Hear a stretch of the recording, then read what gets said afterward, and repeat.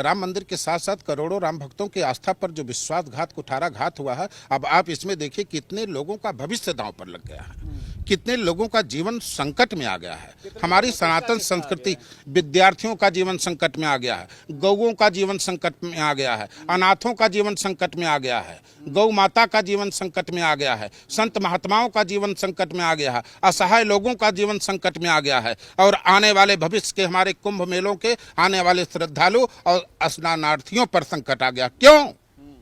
अगर लोगों का विश्वास टूटा है और लोग अयोध्या आने से अब कतरा रहे हैं, अयोध्या के प्रति लोगों का विश्वास कम हो रहा है, आस्था कम हो रही है, श्रद्धा कम हो रही है, और सोशल मीडिया पर तमाम दुष्प्रचार किए जा रहे हैं, दान न दिया जाए, दान न डाला जाए, दान डालने से मंदिरों में चोरी हो जाती है, मंदिरों में घोटाला हो जाता है। अगर मान लो इस तरह का एक माहौल समाज में बन गया, लोग माहौल बनाने में सफल हो गए, आप सोचिए अगर मंदिरों में दान बंद हो जाएगा तो विद्यार्थियों की शिक्षा बंद हो जाएगी, गौ माता का चारा बंद हो जाएगा, असहायों की रोटी बंद हो जाएगी, और जो निराश्रित लोगों को आश्रय दिया जा रहा है वो बंद हो जाएगा। और आप कुंभ के मेले को देखते होंगे, आपका ये भारत समाचार भी कवर करता होगा। क्या सरकारें व्यवस्था कर सकती हैं? जो करोड़ों करोड़ों लोग आते हैं उनकी व्यवस्था ये संत महात्मा अपने मठ मंदिरों के शिविरों के द्वारा सेवा प्रकल्प चला करके लोगों को भोजन देते हैं, लोगों को आवास देते हैं, अस्थायी व्यवस्था बना करके, टेंट पंडाल बना करके। इसका सबका आधार क्या संदीप जी?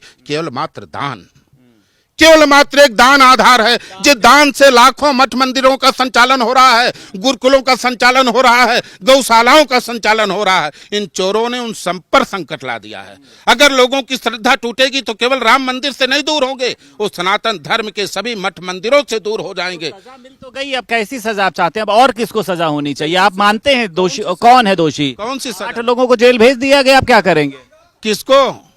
अरे जो 8 आरोपी थे उनको जेल भेज देगा, अब आप किसको चाहते हैं जेल भेजा जाए? सब ये तो कोई आरोपी नहीं है, ये तो सब केवल छोटे मोटे, ये तो केवल मैटर को दबाया जाए। आरोपी कौन? इसमें बड़े बड़े हैं। कौन है बड़े बड़े? ट्रस्टी चंपत राय, बोले हैं आप, खुल के बोले हैं। चंपत राय, गोविंद देवगिरी, और बिना जो मतलब उसको क्या कहा जाए, उसको क्या, नाजायज ट्रस्टी गोपाल राव, जिसका ट्रस्ट की डीड में नाम नहीं है, फिर भी वो आकर के सजनी हम हूं राजकुमार आकर के यहाँ पूरा नेता, जब से गोपाल राव आया तब से भ्रष्टाचार। और इसका सबसे बड़ा आरोपी अगर कोई है, सबसे बड़ा इसका अगर कोई जिम्मेदार है तो चंपत राय के साथ साथ गोविंद देवगिरी। उस पर चर्चा नहीं हो रही है, वो मीडिया को भगा रहे हैं, वो मीडिया को अपमानित कर रहे हैं, मीडिया के ऊपर दोषारोपण लगा रहे हैं। अरे भाई, कोषाध्यक्ष आप हैं, खजाने का मालिक तो आप थे, खजाने की रक्षा तो आपको करना चाहिए था, आप कोषाध्यक्ष थे और आप पल्ला झाड़ गए। खजाने की रक्षा कर रहे थे, मंदिर के खजाने से उनको क्या लेना देना था? नहीं तो मंदिर के खजाने को भी तो अपना मान करके लूट रहे थे सब, ये लूट रहे थे। लूटने का जो इनका अड्डा था अब वो समाप्त होने वाला है, अब इनका भंडा फूट गया है। और एक बात समझना, आप कह रहे हैं कि आप न्याय की उम्मीद किससे कर रहे हैं? अभी एक जगह उम्मीद है, प्रभु श्री राम तो अंतिम सीढ़ी हैं, वहां तो न्याय होगा ही होगा, अभी एक सर्वोच्च न्यायालय से।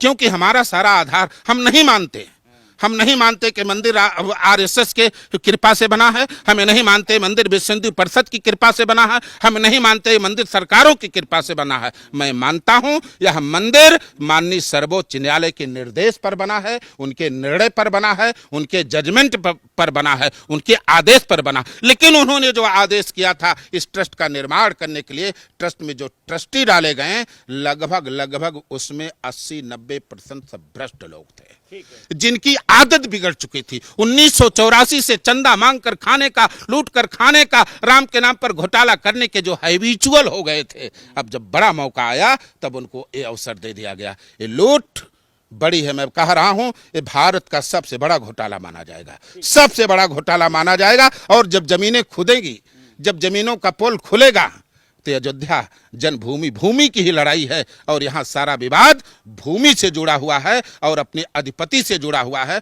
और इनका सबसे बड़ा अगर कोई शत्रु है तो इनका अभिमान है।